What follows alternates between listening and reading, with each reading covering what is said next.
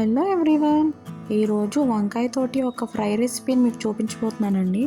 ఆ రెసిపీ వంకాయ తవా ఫ్రై. పప్పు, సాంబార్, రసం ఇలా దేంట్లోకైనా మనం దీన్ని సైడ్ డిష్లా చేసుకోవచ్చండి. అండ్ దీని టేస్ట్ కూడా చాలా బాగుంటుంది. ఒకసారి ఈ వంకాయ తవా ఫ్రై ఎలా ప్రిపేర్ చేసుకోవాలో మేకింగ్ ప్రాసెస్ని చూసేయండి.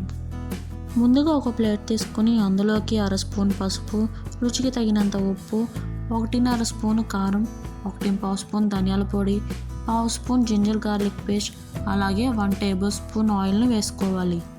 తర్వాత 2 స్పూన్లు శనగపిండిని వేసుకోవాలి. నెక్స్ట్ అందులోకి వాటర్ పోసుకుని మొత్తం కలిసేలాగా బాగా కలుపుకోవాలి. చూడండి, మసాలా అనేది ఈ విధంగా ఉంటే సరిపోతుందండి. నెక్స్ట్ 2 పెద్ద వంకాయలను తీసుకుని మీడియం సైజులో కట్ చేసుకుని రెడీ చేసుకున్న మసాలాను వంకాయ ముక్కకు 2 సైడ్లా పట్టించాలి.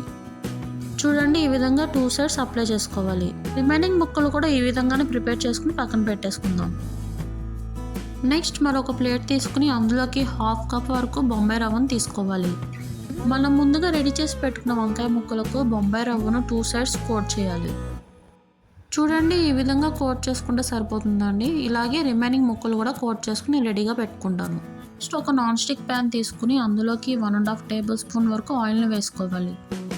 ఆయిల్ వేడెక్కిన తర్వాత అందులోకి మనం ముందుగా రెడీ చేసి పెట్టుకున్న వంకాయ ముక్కలను 1 by 1 వేసుకోవాలి. ఫ్లేమ్ని లోలో ఉంచుకుని వంకాయ ముక్కలను మగ్గించుకోవాలి. అప్పుడే లోపల అనేది ఉడుకుతుంది.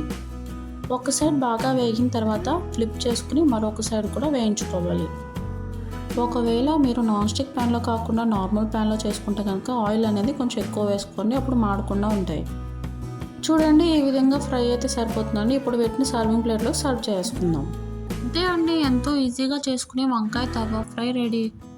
అలాగే ఈ రెసిపీని మీరు కూడా ట్రై చేసి ఎలా వచ్చిందో కామెంట్ బాక్స్లో కామెంట్ చేయడం మాత్రం మర్చిపోకండి. మరొక రెసిపీతో మళ్ళీ కలుద్దాం. అంతవరకు సెలవు.